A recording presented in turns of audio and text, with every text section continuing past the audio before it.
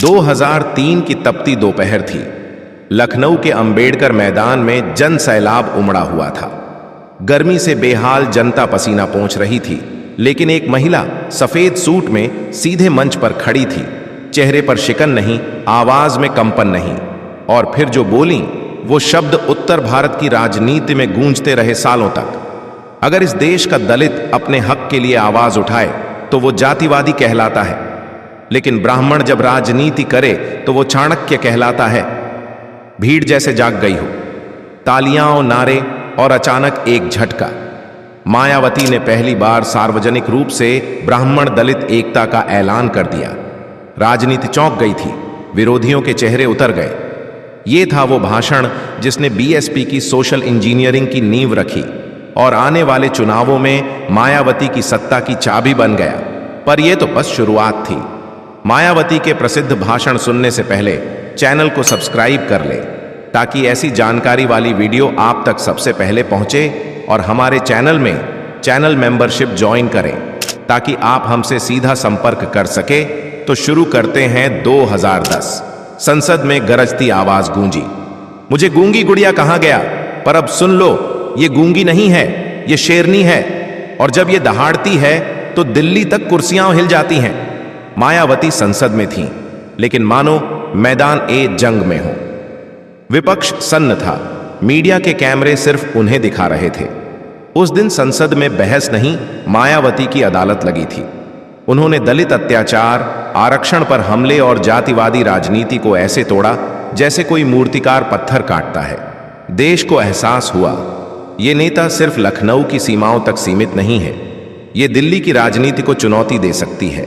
लेकिन हर भाषण सिर्फ गरज नहीं होता, कभी कभी वो सिसकियों से भी भारी होता है। 2012 बीएसपी हार गई थी। मायावती पहली बार खुलकर भावुक हुई। प्रेस कॉन्फ्रेंस में खामोशी थी। उन्होंने माइक पकड़ा और सिर्फ इतना कहा, दलितों ने मुझे छोड़ दिया, अब वो अपनी कीमत चुका रहे हैं। ये वाक्य सुनने में छोटा था, पर असर में तूफान जैसा। आलोचक बोले, ये तो हार की हताशा है। समर्थक बोले, ये चेतावनी है। पर जो समझते थे राजनीति की नब्ज, उन्होंने महसूस किया, ये है एक ऐसा नेता जो सत्ता में हो या ना हो, लेकिन लोगों की आत्मा में बैठ चुका है। वक्त बदला, साल 2019 आया। पूरे देश में मोदी लहर थी, लेकिन मायावती का एक भाषण ऐसा आया जिसने बीजेपी को अपनी रणनीति बदलने पर मजबूर कर दिया। मंच से बोली, अगर मोदी खुद को पिछड़ा बताते हैं तो मैं दलित हूं। फर्क यह है कि उन्होंने जन्म से राजनीति पाई है, मैंने संघर्ष से। भीड़ उबल रही थी, जैसे बारूद को चिंगारी मिल गई हो।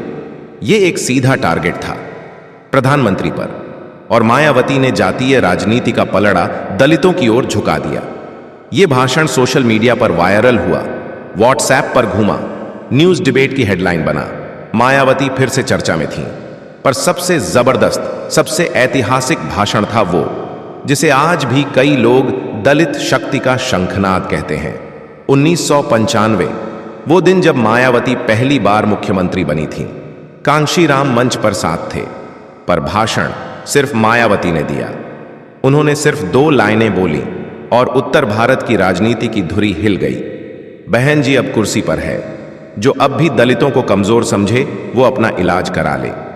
ये वो दौर था जब एक दलित महिला का मुख्यमंत्री बनना सपना था, लेकिन उन्होंने न सिर्फ वो सपना देखा, बल्कि पूरे समाज को उसी रास्ते पर खड़ा कर दिया। लोग रो रहे थे, नाच रहे थे, और विपक्षियों के चेहरे फीके पड़ गए थे। मायावती उस दिन एक नेता नहीं, एक प्रतीक बन चुकी थीं। इन 5 भाषणों में अगर कोई एक चीज कॉमन थी तो वो था आत्मविश्वास। मायावती ने कभी भाषणों में बड़ी अंग्रेजी नहीं झाड़ी, न कोई भारी भरकम शब्दों की राजनीति की। उन्होंने सीधा वार किया, और हर बार सही जगह पर किया। राजनीति में कई नेता आते हैं, चले जाते हैं, पर कुछ आवाजें इतिहास में गूंजती हैं। मायावती की वो 5 आवाजें आज भी दलित बस्तियों में गूंजती हैं, गांवों में, यूनिवर्सिटी के हॉस्टल में, संसद के गलियारों में। शब्द मरते नहीं, और मायावती के वो शब्द अब भी सत्ता के गलियारों में डर पैदा करते हैं। अगर आप भी मायावती के फैन हो तो अपने मन के हिसाब से आप सुपर थैंक्स भेज दें, जो नीचे दिया गया, जिससे हमें कुछ मदद मिल जाती है।